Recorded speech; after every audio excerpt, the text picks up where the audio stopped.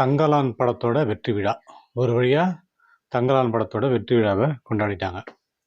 எதுக்கு நடுவில் அப்படின்னா, மாமியார் உடைச்சா மண் சட்டி, மருமக உடைச்சா பொன் சட்டி. இதுதான் இந்தியாவோட அரசியல். இந்தியாவில் தன்னை மேல் ஜாதின்னு ஒருத்தன் சொல்லிக்கிறான்னு வச்சுங்களேன், அவன் எது சொன்னாலும் சரி. அது மாமியார் உடைச்சா மண் சட்டி. இந்த மாதிரி அடித்தட்டு மக்களுடைய இதை சொல்லும்போது, அது மருமக, அது உடைச்சா பொன் சட்டி. அது எப்படி உடைக்கலாம், போலாம் வரலாம்.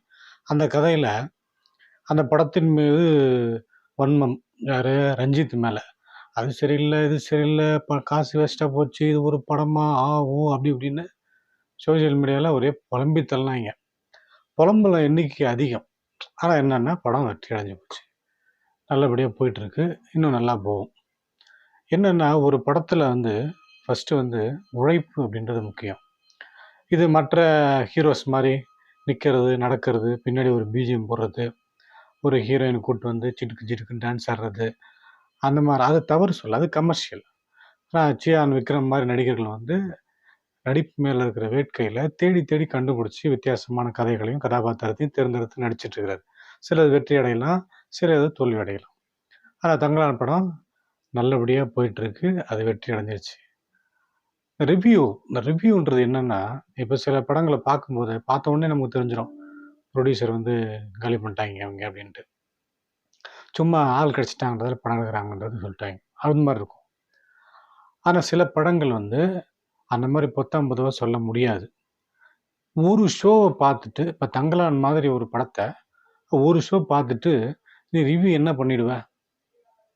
புரியாமல் மறுபடியும் வேறு ஷோ போட்டிருக்காங்க. அப்பயும் பார்த்து நம்ம அதான் சொல்லணே, நம்ம ஒன்றும் பயங்கரமான அறிவாளிகளோ அறிவு ஜீவிகளோ கிடையாது.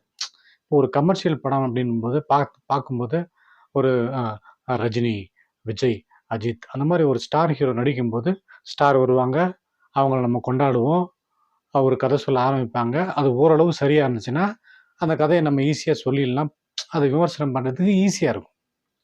இது போன்ற படங்களை நீ அந்த 2.5 மணி நேரம் பார்த்துட்டு எல்லாத்தையும் நீ கிரகிச்சு விமர்சனம் பண்ண முடியுமான்னா கண்டிப்பாக பண்ண முடியாது. கண்டிப்பாக 3 நாள் 4 நாள் ஆனால் தான் அது நம்ம என்னன்றது தெரிய வரும். இன்றைய காலகட்டத்தில் விமர்சனன்றது நமக்கு பிடிக்காத ஒருத்தன், நமக்கு உதாரணத்துக்கு ரஞ்சித் மேலே சில பேருக்கு வன்மம் இருக்கும், பிடிக்காது. அப்போ அந்த படத்தை பற்றி ஏதாவது ஒரு குத்தம் சொல்கிறாங்களான்ட்டு விமர்சனம் தேடி தேடி போய் பார்க்குறது. விமர்சனத்தை அவன் இப்படி சொல்லிட்டான், இவன் சொல்லிட்டான், ஆமாம் ப்ரோ, 200 வேஸ்ட்டு ப்ரோ, இந்த மாதிரி நம்மளே பேசிக்கலாம்.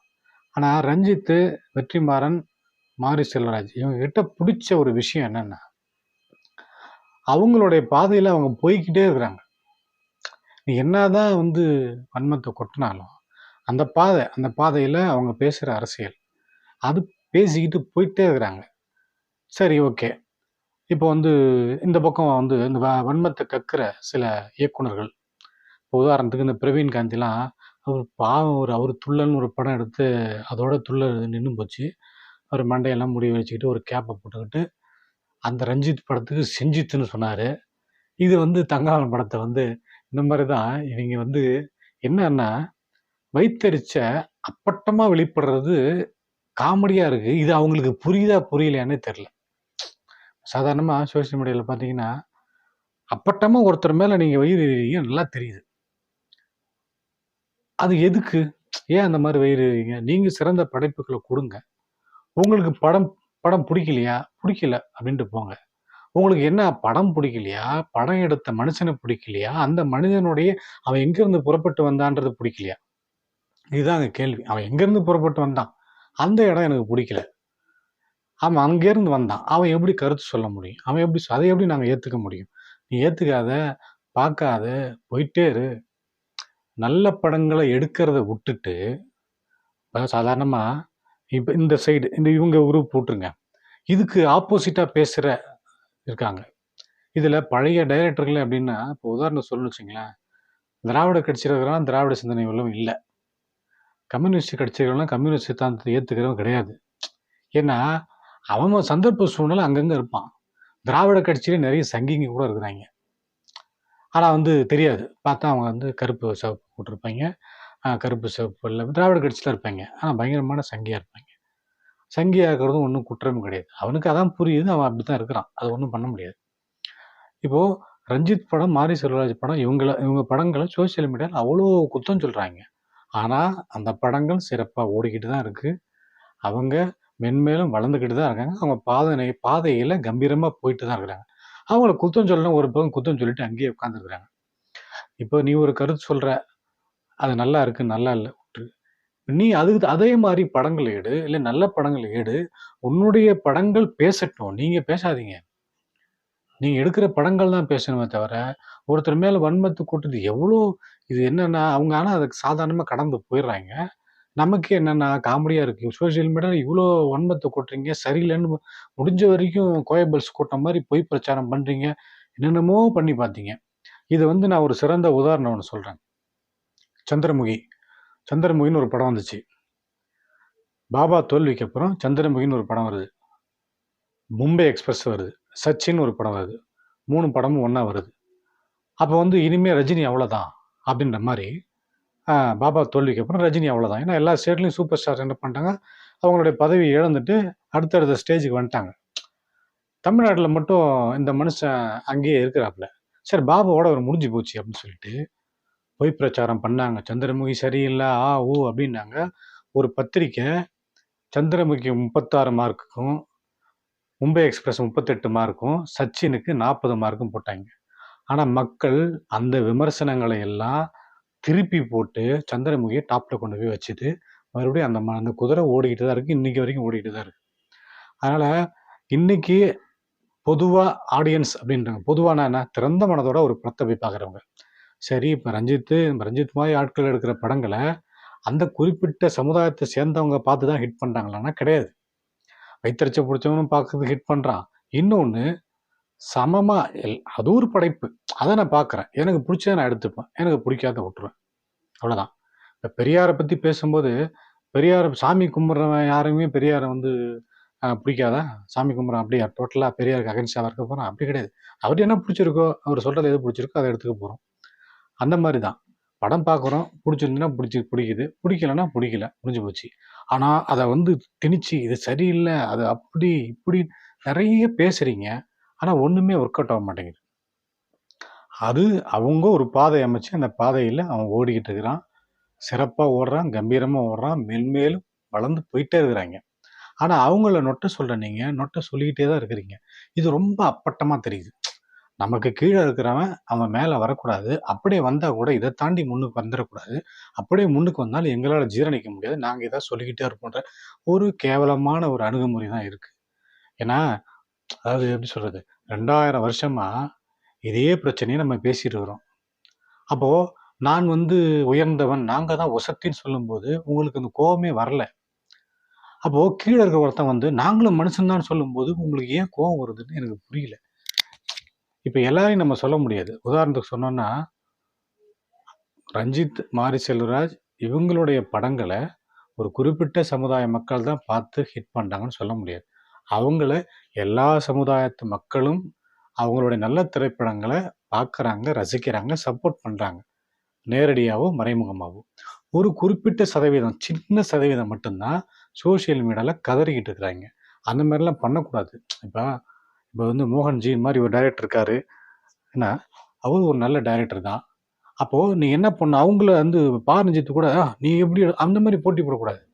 நான் உங்களுக்கு நிறைய ஸ்பேஸ் இருக்குது. நல்ல படங்களை எடுக்கலாம். நல்ல கதைகளை சொல்லலாம். இந்த சுத்தி சுத்தி நாடக காதல் எத்தனை படம் வந்துருச்சு.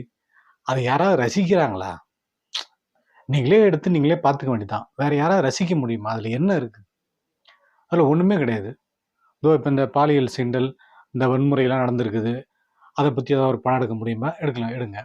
அதை விட்டுட்டு திருப்பி திருப்பி ஒரு குறிப்பிட்ட நடிகர், ஒரு குறிப்பிட்ட இயக்குனர் படம் எடுக்கும்போது அவங்க மேலே நம்ம குறை சொல்கிறதுக்காகவே அந்த படத்தை போய் பார்த்து உடனே பார்த்து அடுத்த செகண்டே குறை சொல்லணும்.